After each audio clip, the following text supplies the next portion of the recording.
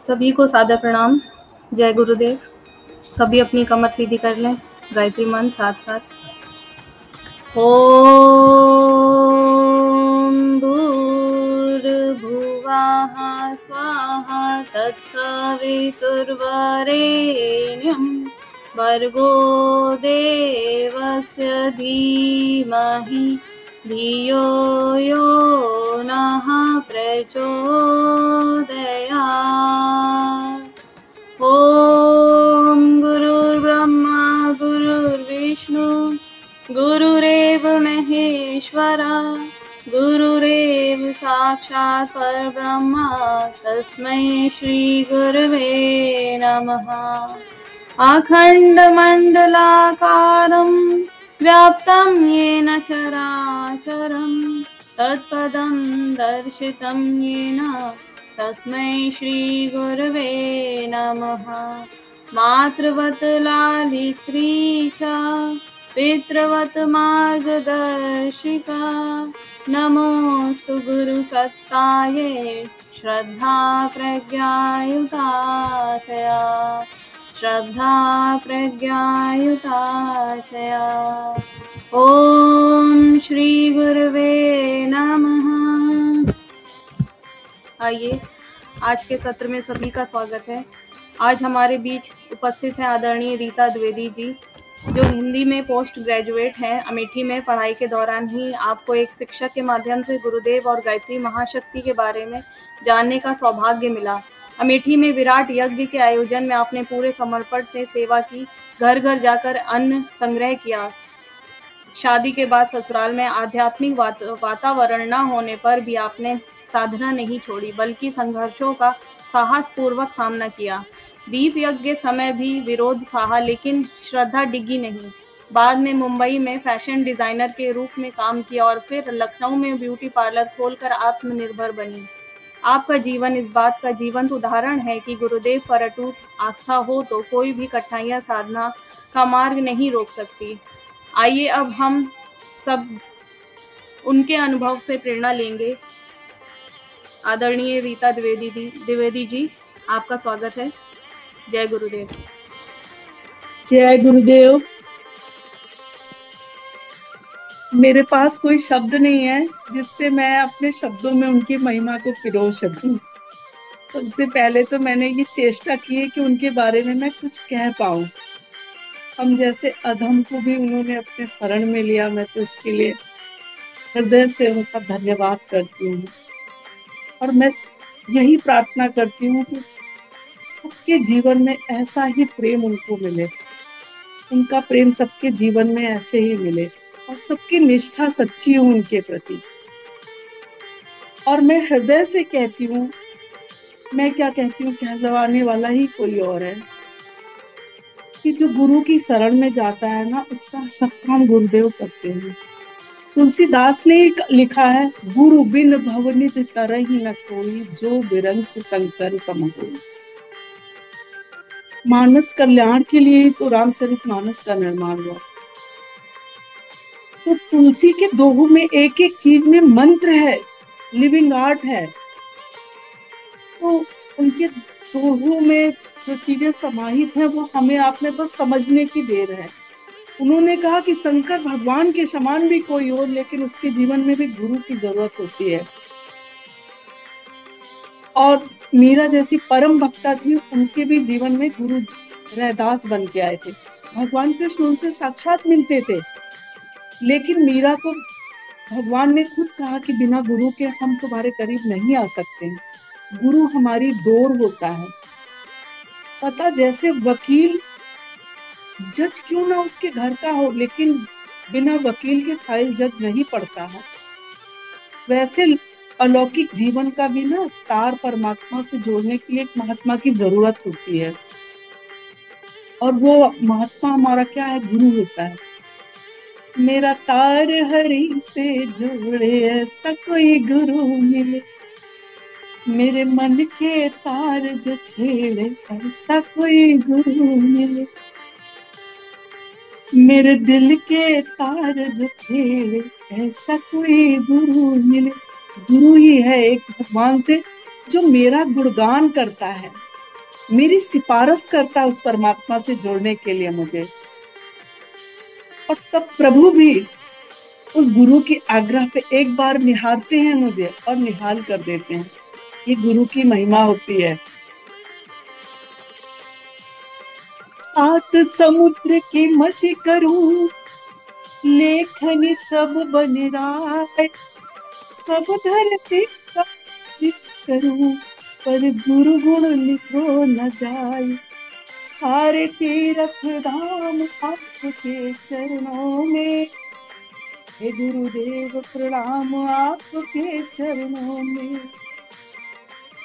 जन्म के दाता पिता है, आप कर्म के दाता हो, आप मिलाते हो ईश्वर से, आप ही भाग्य विधाता हो। हे गुरु ब्रह्मा, हे गुरु विष्णु, भगवान भोले आपके चरणों में, हे गुरुदेव प्रणाम आपके चरणों में, हे गुरुदेव प्रणाम आपके चरणों में। आज हम आप मिले कैसे हैं? आप कहाँ, हम कहाँ, कौन कहाँ, लेकिन 28 साल का सफर तय करने के बाद अपने परिवार में मिल गए। ये कौन है? हमारे आपकी तो उम्र की भी मैचिंग नहीं जिससे कि हम मिल सकें, लेकिन हृदय की मैचिंग है, मन की मैचिंग है। पिता एक है हमारा, हम परिवार हैं क्योंकि पिता मेरा एक है। नहीं, कहाँ कौन, कोई 90, कोई 19, कोई 20, कोई 42, लेकिन गुरु ने समभाव दिया है सब में। सम विषम क्या होता है? माइनस होके डॉक्टर के यहाँ जाता है और डॉक्टर का चिन्ह क्या है? प्लस। प्लस होके आता है। तो हम समभाव में इसीलिए आए हैं, हम प्लस होने के लिए आए हैं। जब हृदय में आने लगे है ही भगवान, है ही भगवान, है ही भगवान, ये कृपा कहाँ से आती है? इसकी उपज कहाँ से हुई? एक गुरु ही तो है जो उपज करने वाला। आज जाति पात भेदभाव सबको तोड़ के हम एक हुए हैं। ये कौन है हमको जोड़ने वाला? हम माता पिता का कहना नहीं मानते। एक गुरु के अंदर वो ऊर्जा है, वो शक्ति है जो हमारे सबके मन को बदल दिया। मन तो बहुत चंचल होता है, इतना मनमाना आचरण कराता है मन, लेकिन गुरु कितना ऊर्जावान है कि जो हमारे मन को मोड़ देता है। हम माँ बाप का कहना नहीं मानते, लेकिन गुरुदेव जो कह के गए हैं, पता नहीं क्यों सहसा ही मन उसी पे विश्वास करता है। उसकी ऊर्जा होती है, उसकी निष्ठा होती है, उसके सत्य का संकल्प होता है। सत्य का संकल्प जो है ना, वो दृढ़ होता है, और सच्चा संकल्प तो पूरा करने के लिए स्वयं परमात्मा आते हैं। गुरु ने कहा दाएं बाएं नहीं देखो, तुम्हारी मंजिल वो है। शिष्य भी प्रश्न ना करे। क्लास टीचर मुझे जो बताता राइट हो रॉन्ग हो, माँ बाप कहेंगे कहाँ से कबूतर, मैं नहीं मानूंगी, तभी तो स्कूल भेजी गई थी। क्लास टीचर ने समझाया कहाँ से कबूतर, तो माँ बाप भी कहते नहीं होता लेकिन मैं मानूंगी वही। ये गुरु की प्रधानता होती है। माँ ने बताया तुम्हारे पिता ये है, वैसे शास्त्र ने जो बताया कि तुम्हारा पिता एक परम पिता परमेश्वर होता है, और परम पिता परमेश्वर से मिलाने के लिए गुरु आता है। जैसे माँ के ऊपर मैंने उंगली नहीं उठाया कि मेरा पिता यही है तो यही है, वैसे शास्त्र ने मुझे बताया कि तुम्हारे जीवन में जो पत्ती आएगी, रस आएगा, वो गुरु आएगा परमात्मा से मिलाने के लिए। बस यही मैंने माना, वो मेरे जीवन में गुरु आए, और 28 साल तक मैं गुरु से लगी रही। जब कभी भी बहुत उतार चढ़ाव जीवन में आया, लेकिन एक लगता था मेरे साथ एक अलौकिक शक्ति है जो मुझे प्रेरणा दे रही है, और मेरा कुछ नहीं बिगड़ेगा, कुछ नहीं बिगड़ेगा तेरा गुरु शरण आने के बाद, मुश्किलें कट जाए शरण आने के बाद, मुश्किलें कट जाएंगी गुरु शरण। ये मैंने एहसास किया, इन शब्दों ने ना मेरे रोम रोम को छेड़ा था, और मैं एक एक शब्दों में विश्वास करती थी। मेरे जीवन में जो है ना सब सत्य है, सत्य के अलावा कुछ नहीं है।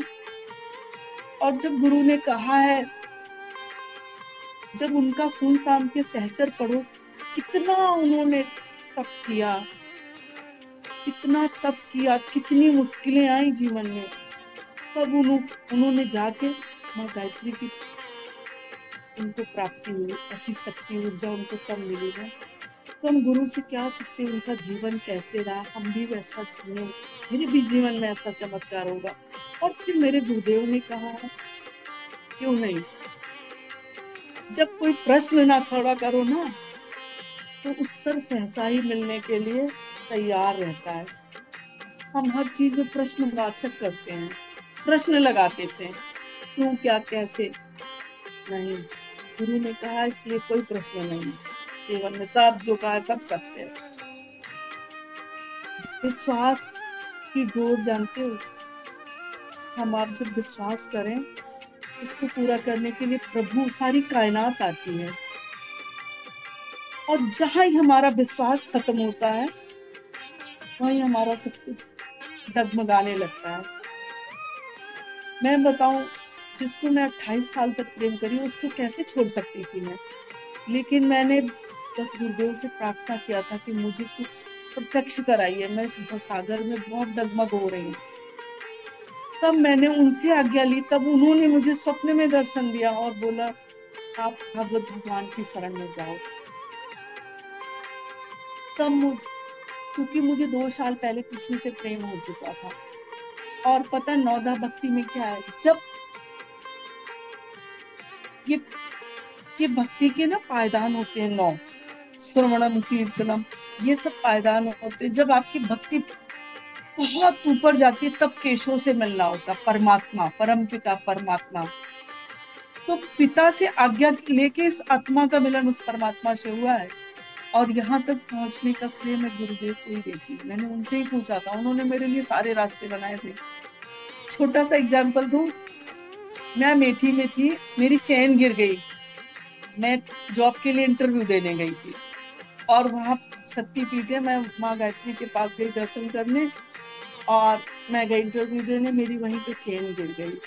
और मैंने कहा कि भगवान, मैं जब घर लौटी, सुबह 10 बजे की गई, जब घर लौटी शाम को 6 बजे, तब देखा, मतलब शाम को 6 बज गया, तो मैं रास्ते में एक ज्वेलरी की दुकान थी, मैं वहां गई कुछ सामान लेने, मैंने अपना गला देखा कि मेरी चेन नहीं है। अब तो मेरे, क्या बताऊं, उस समय डर था, ससुराल की चेन थी, और क्या बताऊं, क्या कहेंगे, पता नहीं क्या दिमाग में आया, और मुझे भी दुख था। और मैंने मन ही मन प्रणाम किया भगवान, मैंने कहा प्रभु, यदि आप सत्य सत्य हैं मेरे साथ, तो मेरी चैन गायब ना हो, मुझे मिलनी चाहिए। मैं नहीं जानती कैसे मिले, लेकिन मिलनी चाहिए। बस छोटा सा मन में ऐसे ही प्रश्न आया। भगवान और गुरु को भी जांचने की चीज नहीं होती, लेकिन क्या करूँ, ये संसारी जीव है ना, कभी कभी मन दाएं बाएं डोलता है, प्रमाण मांगने लगता है मन। तो स्टार्टिंग था, तो बस तभी मैंने उनसे प्रार्थना किया कि यदि आप सत्य में विराजमान है, तो आज मेरी चैन मुझे मिलनी चाहिए, तभी मुझे विश्वास हो जाएगा। और मैं बताऊं, शाम को 5 बजे लौट रही थी, टैक्सी स्टैंड पे मैं दूर से देख रही थी रिक्शे से कि वो चैन गिरी है, और मुझे लगे कि मैं जल्दी से ले लूं, नहीं कोई ले ना ले। टैक्सी स्टैंड पे कितनी भीड़ होती, मुझे उतनी दूर से चैन दिख रही थी, तो किसी और को भी तो दिख सकती थी। वो चैन मुझे मिली। बस इसके बाद से मेरे मन में कभी जांचा परखा नहीं, क्योंकि तो बुद्धि हमेशा तर्क मांगती है, और तर्क पे कुछ सिद्ध नहीं होता। तो बस वहीं से मेरा विश्वास दृढ़ हुआ। और जब कभी जीवन में इन 28 सालों में मुश्किलें आई, तो सत्य कहूं, कोई तो था जो मेरे हृदय में मुझे विश्वास दिलाता था, नहीं कुछ नहीं होगा। मैं जब जीवन में भक्ति और सत्य के रास्ते होते ना, तो मन भयभीत नहीं होता, मुझ में भय कभी नहीं रहा था, बहुत एनर्जी रहती थी, कितनी बड़ी मुश्किलें आए, लेकिन जब जब मुश्किल आई, तब तब मुझे गुरुदेव के दर्शन हुए, और भय नहीं रहा कभी। जब भजन में भाव नहीं होता तो भय प्रकट होता है, लेकिन कभी भय नहीं था, निर्भय जीवन रहा मेरा। इसीलिए मैं हर निर्णय करने के लिए एकदम तत्पर रहती थी, कोई बात नहीं, जो होगा सो हो जाएगा। बेटा मेरा होने वाला था, मुझे जैसे ही कंसीव हुआ था तो मैं नहीं चाहती थी कि मैं, उस समय मेरा पोस्ट ग्रेजुएट था, मैं नहीं चाहती थी कि बच्चा बच्चा हो, क्योंकि स्थितियाँ ठीक नहीं लग रही थी मुझे वहां की, तो मैं नहीं चाहती थी। मैं सोचती थी कि नहीं हो कुछ, अकेले ही मेरा जीवन ऐसे ही रहे। फिर मैंने हरिद्वार चिट्ठी लिखी, वहां से जवाब आया कि तुम्हें पुत्र रत्न की प्राप्ति होगी, यही तुम्हारा मंजिल होगा, यही तुम्हारे उद्देश्य को पूरा करेगा, और एक ही पुत्र होगा। आज एक ही पुत्र हुआ, और उसी के सहारे मैंने सारे निर्णय लिया, और मैं उस स्थितियों को छोड़ के यहाँ तक पहुंची। वही तो मेरा उद्देश्य था कि वहां से मुझे निकाल के उसको यहाँ ले जाना, ऐसे ऐसे ही। तो वो क्या थे, वो दृष्टा थे, युग दृष्टा थे, वो तो पहले से ही सब देख चुके थे। और कभी मुश्किलें आई तो ऐसे ही मुझे आंसर मिलता था, और मैं वैसे ही वैसे चलती गई।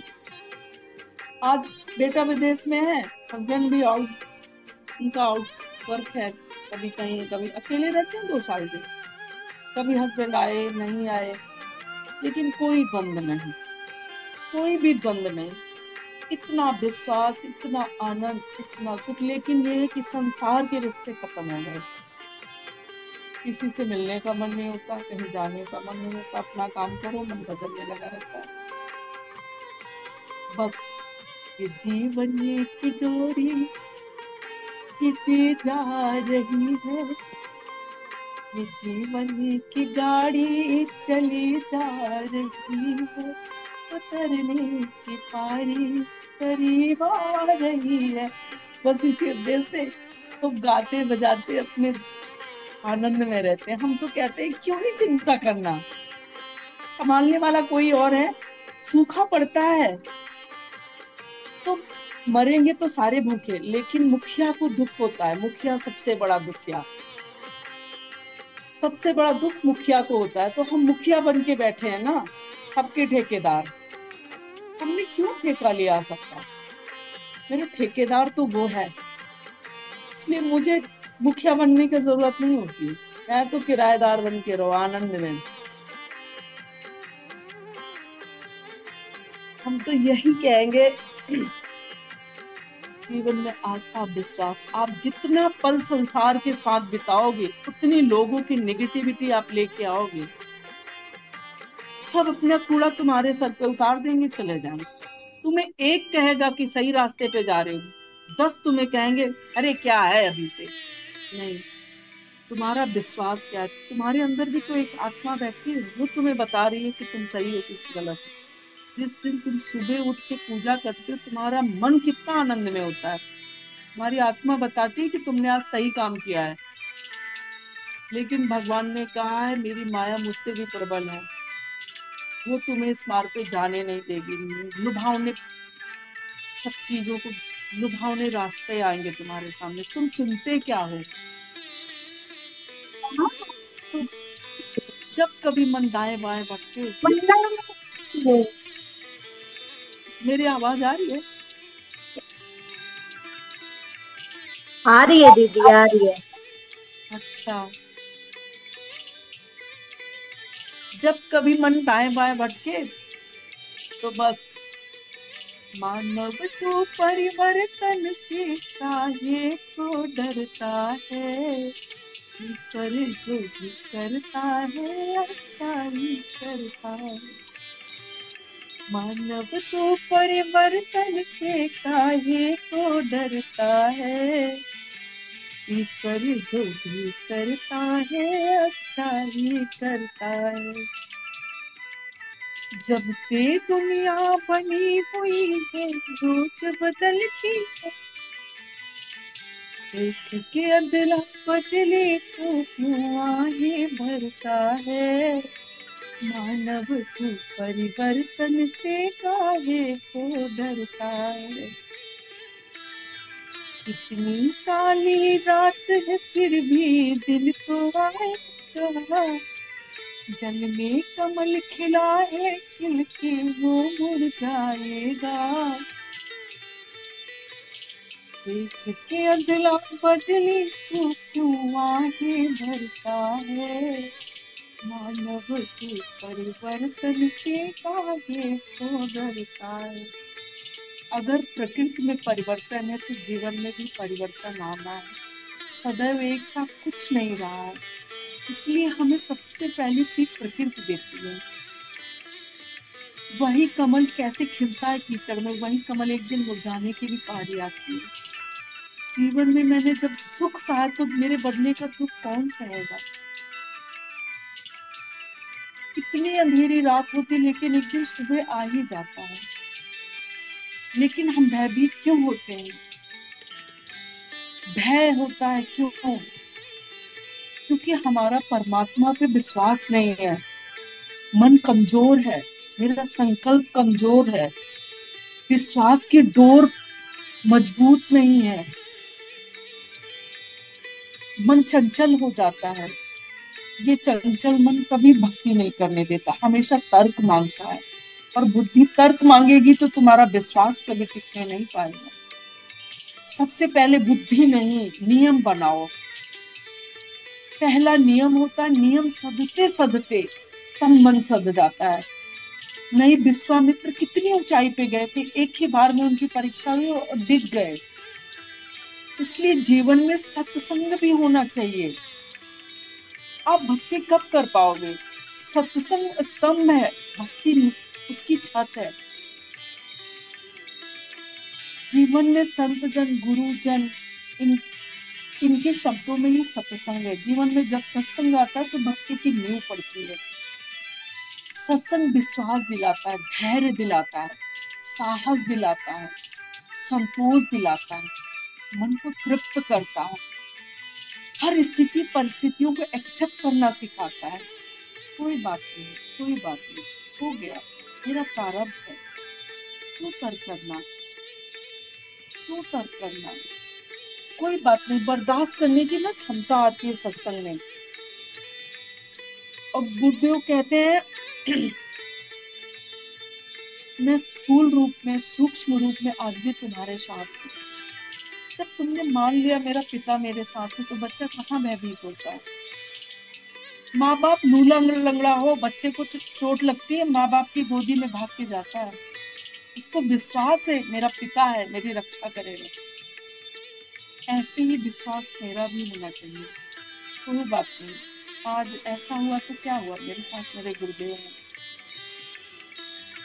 अरे 2 रुपए के रिश्ते को हम निभाने के लिए चले जाते हैं झूठ बोल के। अरे उसका विश्वास मेरे साथ है, मैं कैसे विश्वासघात करूं।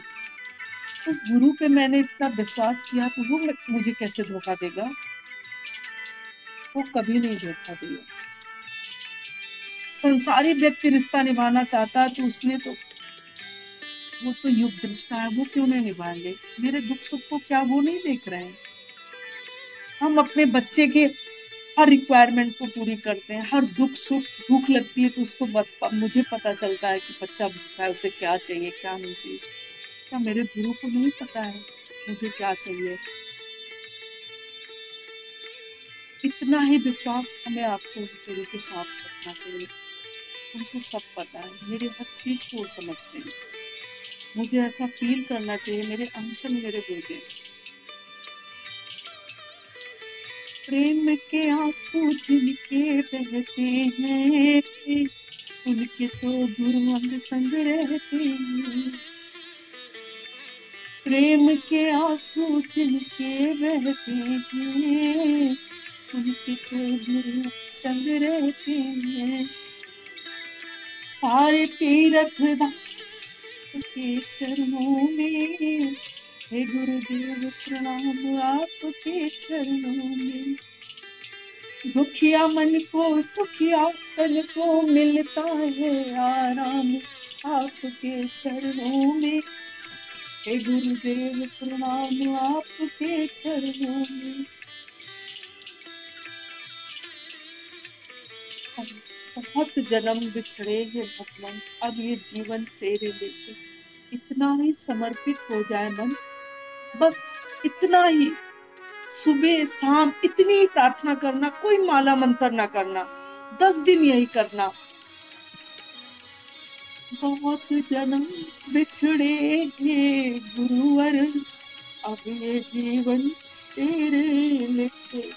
इतना ही अपने मन में भाव रखना, बहुत दिनों से मैं बिछड़ी थी प्रभु, अब ये मेरा जीवन आपके लिए हो। मैं जो चाहूं वो ना करूं, जो आप चाहे वो हो जाए प्रभु। बस माला मंत्र छोड़ के सिर्फ आपके भाव, आपका संकल्प ये बन जाए, और आप 10 दिन ऐसे ही भाव करके देखिए, और फिर अपना एक्सपीरियंस शेयर करना। सिर्फ एकांत वास करना और यही कहना, बहुत जन्म बिछड़े हे गुरुवर, अब ये जीवन तेरे लिए। हे गुरुदेव, जिसे अधम को आपने अपनाया है, वैसे ही मुझमें सब कुछ करने की क्षमता आप दो प्रभु। मेरा मन दाएं बाएं ना चले, ये मन बहुत चंचल है प्रभु, आप पे विश्वास नहीं करने देगा। हमारा मन मायावी बातों में जाता है प्रभु, मेरे मन की रक्षा करिए प्रभु। ये मन मनमोहन में मिला दीजिए। ये मन बड़ा चंचल है, कैसे भजन करूं, जितना इसे समझाऊं उतना ही मचल जाए। गुरुवर तेरे चरणों मेरा मन ये लग जाए, गुरुवर तेरे चरणों में। ये छोटा सा संकल्प बताऊं, मैं 28 साल पहले मेरे मन में, मैं छोटी थी, मेरे घर में दीप यज्ञ था, मैं मंदिर जाती थी तो वहां पुजारी जी डफली बजाते थे, मेरा मन करता था कि मैं डफली सीखूं। कभी ऐसा माहौल नहीं मिला, मतलब माहौल क्या, स्थितियां नहीं बनी, पढ़ते लिखते शादी हो गई, फिर चले आए, विपरीत ससुराल मिले, कभी कुछ मिला नहीं, बस बुद्धदेव की फोटो और बस वही साथ रहता था, कभी यहाँ रखती हूँ कभी वहां रखती हूँ, काम की सेवा में लगी रहती थी। मन का संकल्प अच्छा था और बस ये था, मैं भी कभी डफली सीखूं, बजाऊं, यही सोचते 27 साल बीत गए, नहीं हो पाया। लेकिन एक बच्चा तुमसे जो डिमांड करता है, उम्र रहते व्यवस्था करते करते आप सोचते हो उसकी ख्वाहिश जरूर पूरी करूं, तो परम पिता उसने मेरे लिए भी सोचा होगा ना कि इसकी ख्वाहिश पूरी करूं। और बिना सिखाए मैं 27 साल बाद स्वतः ही एक लड़की चल के आई और मुझे डफली दिया, और मैं 2 दिन बैठ के बिना सिखाए ही भगवान के सामने कहती, ये लाला मुझे डफली बजाना सिखा दो। बिना ही सिखाए मैं डफली बजाने लगी। अब मैं किसको शुक्रिया कहूं, मैं कैसे ना विश्वास करूं। मेरे अविश्वास की तो कहीं रास्ता ही नहीं है कि मैं अविश्वास मेरे मन में प्रकट हो। तो हम तो यही कामना करते हैं, लेकिन जानते हो, तुम्हारा हृदय निर्मल होना चाहिए, मन पवित्र होना चाहिए। काम क्रोध मोह लोभ दम दुर्भाव द्वेष जीवन में जाता कब है, रटते रटते रटते रटते ना, जैसे एक ग्लास में गंदा पानी भरा होता है, उस गंदे पानी को निकालने के लिए लगातार उसमें साफ पानी डालते हैं, उसकी गंदगी ऊपर आती है और फिर एक दिन वो पानी साफ भर जाता है ग्लास में, उस पात्र में। वैसे ही मन ना बहुत गंदा है, जब आप नाम जप करते हो मन दाएं बाएं भागता, मन अच्छा नहीं लगता, बेकार लगता है, मन कभी ये सब करने को नहीं होता है। क्यों? क्योंकि गंदगी ऊपर आती है। कोई बात नहीं, गंदगी आते आते ना एक दिन गंदगी को निकालने के लिए गंदगी पे घुसना पड़ता है, उस गंदगी को तब हम बाहर निकालते हैं। उस पात्र में लगातार साफ पानी डालने के बाद ही वो पात्र निर्मल पानी से भर जाता है। वैसे इस गंदगी को निकालने के लिए लगातार नाम जप करते करते करते करते एक दिन ना मन पवित्र हो जाता है। गंदे पानी में तो कुछ भी पड़ा रहे दिखता नहीं है ना, और जब निर्मल पानी होता है उसमें एक कंकड़ भी पड़ा होता है तो वो भी दिखता है। वैसे हृदय जब आपका नाम जप करते करते अच्छे काम करते करते ना मन पवित्र हो जाएगा। जब मन पवित्र हो जाएगा तो उसमें इतनी सी भी बात ना हलचल मचाएगी, आपका मन आपको धिक्कारेगा, तुमने गलत किया। फिर आपका संकल्प सच्चा होगा, संकल्प में बंद हो जाएगा, उद्देश्य पवित्र हो जाएगा। ये सब मैं आप बीती अपनी बता रही हूँ। और मैं तो गुरुदेव को मैंने सिर्फ सपने में देखा है, जब जब पुकारा सपने में आए, मैंने तो प्रत्यक्ष उनके दर्शन भी नहीं किए हैं। और लेकिन मेरा अनुभव तो ऐसा है जैसे प्रत्यक्ष मेरे साथ अंग रहे हैं, और मैंने उन रूपों का दर्शन किया। मैंने अपनी बहन से शेयर किया, माँ को अपने बताया, तो बोले ये तो उस समय की फोटो है जब वो तप के लिए जा रहे थे, और मैंने तो उनको देखा ही नहीं था। मैं तो लेकिन वो ऐसे ऐसे रूपों में आके आके दर्शन देते थे। और मेरा छोटा सा संकल्प डफली का देखो 27 साल बाद मेरा पूरा हुआ। तो मैं ऐसे पूरे विश्वास से कहती हूँ, प्रभु और भगवान और गुरु ना ऐसा होता है कि आपका लौकिक अलौकिक दोनों ही जीवन सुंदर बनाता है। उसका संसार भी अच्छा बनाते हैं। और संसार तो बनाएंगे बनाएंगे ये लोग से लेके वो लोग भी सुधार देते हैं। तो इस पवित्र मन को करने के लिए पवित्र काम करना पड़ता है। पवित्र भाव रखो। जब निरंतर आपके मन में हृदय में अच्छे विचार आएंगे, तो जब हृदय में विचार आते हैं तो मस्तिष्क में जाता है, मस्तिष्क में आता है तो हृदय में आता है, हृदय में आता है तो हाथ है, पैर है, सब अच्छी ही अच्छी काम करेंगे। कभी मन थकेगा नहीं। आपका मन जब थक जाता है तभी तो आप अस्वस्थता का एहसास करते हो। आप जब अस्वस्थ हो जाते हो तो कभी आप स्वस्थता का एहसास नहीं कर पाते ना। आपका मन ही तो आपको बताता है कि आप थक गए, आप कुछ नहीं कर पाओगे, लेकिन वही मन आपको कहता नहीं थके हो, उठो चलो। आप तत्काल चल देते हो। अरे हाथ तो कट जाता है उन सिपाहियों का, और कटे हाथ से वो बंदूक चलाते हैं, क्या उनको दर्द नहीं होता? लेकिन मन का संकल्प इतना दृढ़ होता है कि उसको उस कटे हाथ का एहसास नहीं होता उस सोल्जर को। सिर्फ ऐसा ही एहसास तुम्हें कब आएगा? आपका संकल्प, आपका विश्वास, आपका निश्चय जब दृढ़ होगा तो आपको कोई नहीं दिखा सकता।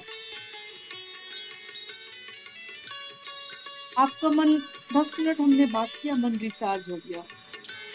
थोड़ी देर बाद मन फिर खिड़की से हवा आती है ठंडी, अच्छा लगता है, उसी हवा के साथ ना धूल और कण भी आ जाते हैं, वो घर को गंदा कर देते हैं।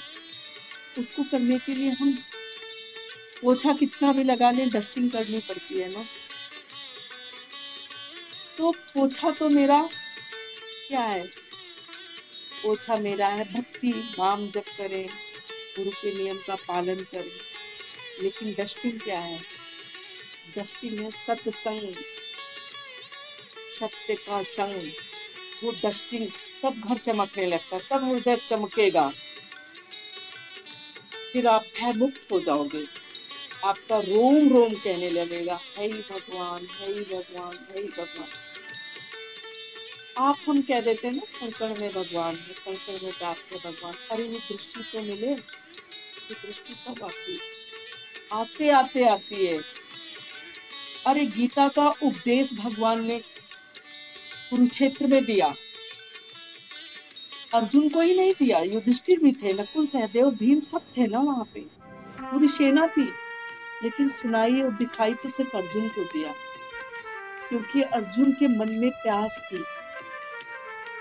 प्रश्न था, भगवान आप हो, ये सत्य है। जिज्ञासा थी। वो किसी की तरफ नहीं देखा अर्जुन, सिर्फ भगवान की तरफ देखा। तब वो दृष्टि मिली। जैसी चाह होती वैसी राह मिलती। हम आप भले ही कहें अरे मेरे साथ तो ऐसा हो रहा, मेरा मन नहीं लगता, नहीं, आपकी चाह में, आपकी निष्ठा में खोट है। जिस दिन आपकी निष्ठा का खोट मिल जाएगा ना, सहसा ही रास्ते आपके सामने आएंगे। अरे ठोकर तो लगती है, बिना ठोकर के ठाकुर कहाँ मिलेगा? बिना ठोकर के ठाकुर नहीं मिलता, बिना ठोकर के गुरु कहाँ मिलेगा? अरे सड़क ऐसी प्लेन बना देंगे, स्पीड से गाड़ी जाएगी, कहीं भी एक्सीडेंट होगा।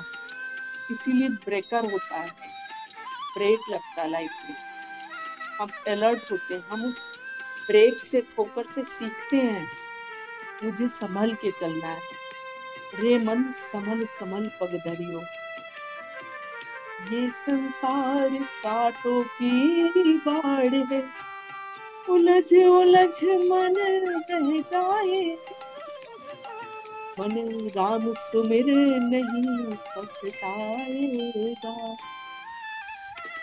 इसलिए सब शब्द ही तो ब्रह्म होते हैं। अरे का से कबूतर होता है तो का से कृष्ण भी तो है।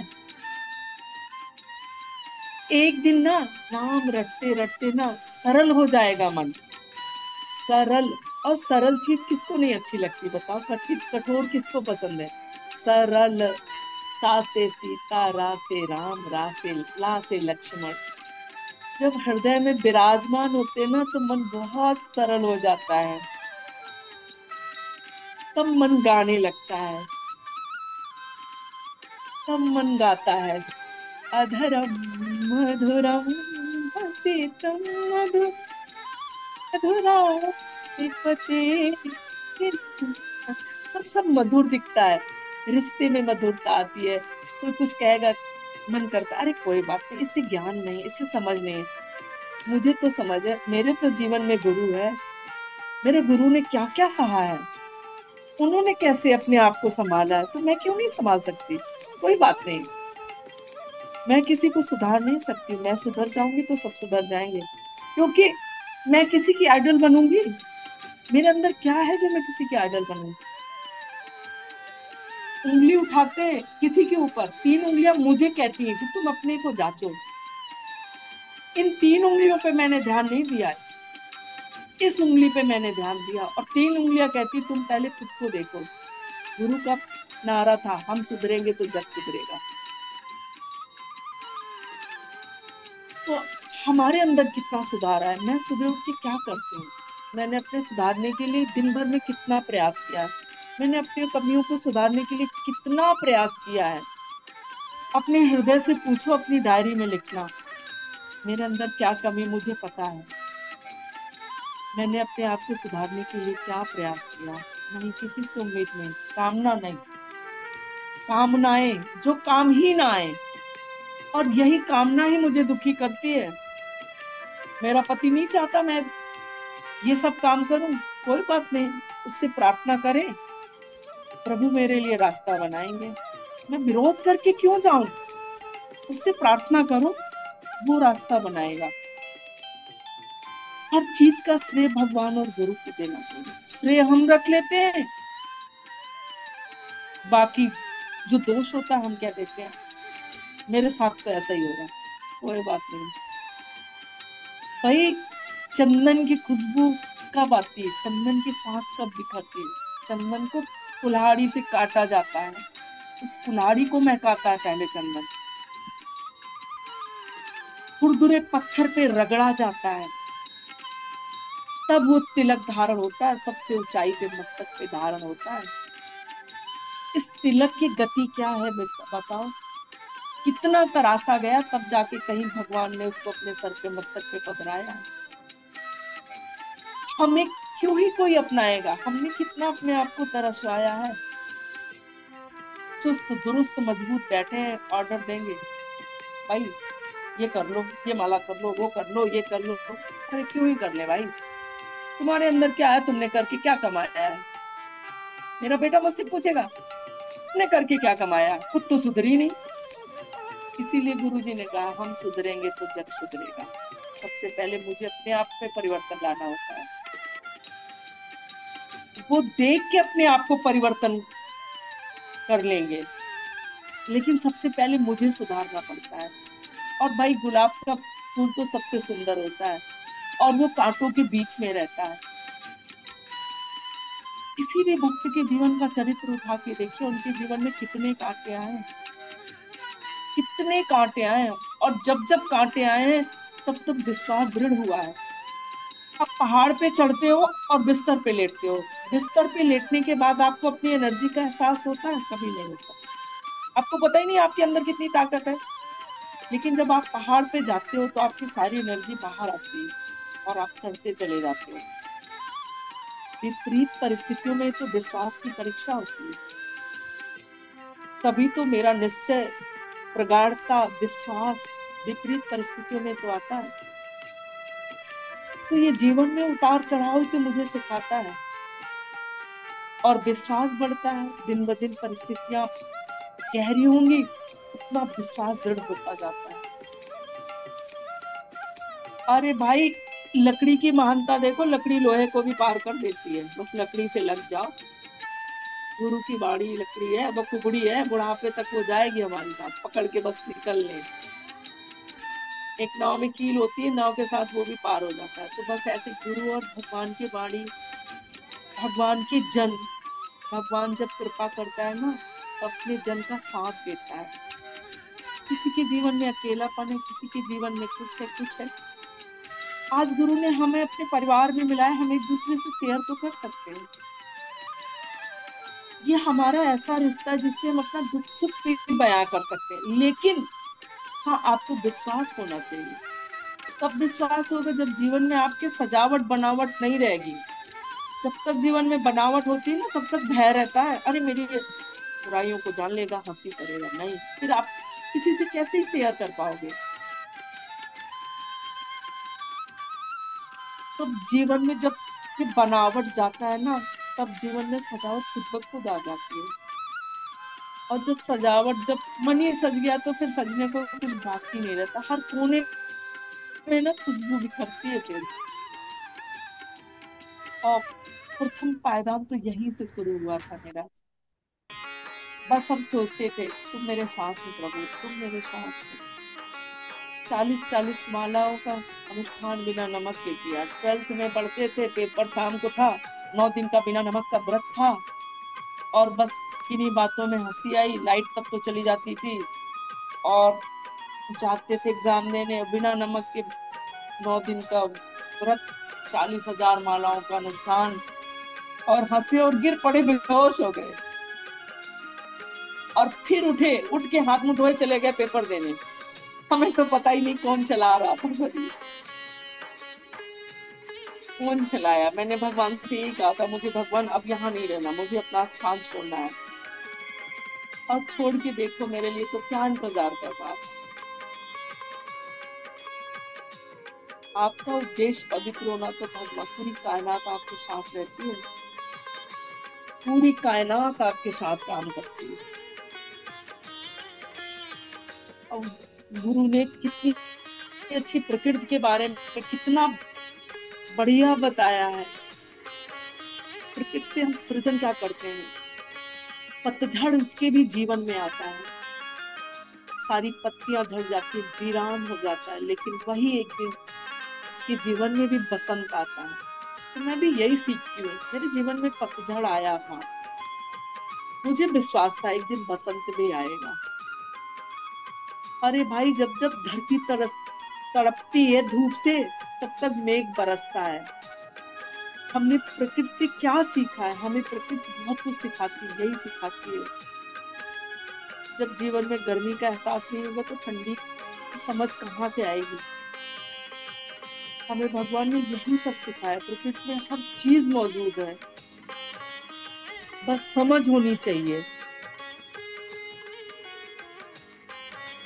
हम तो अपनी कहते रहे, आप लोगों की तो सुने ही नहीं। अब आप लोग सुनाइए कुछ। बहुत बहुत धन्यवाद दीदी।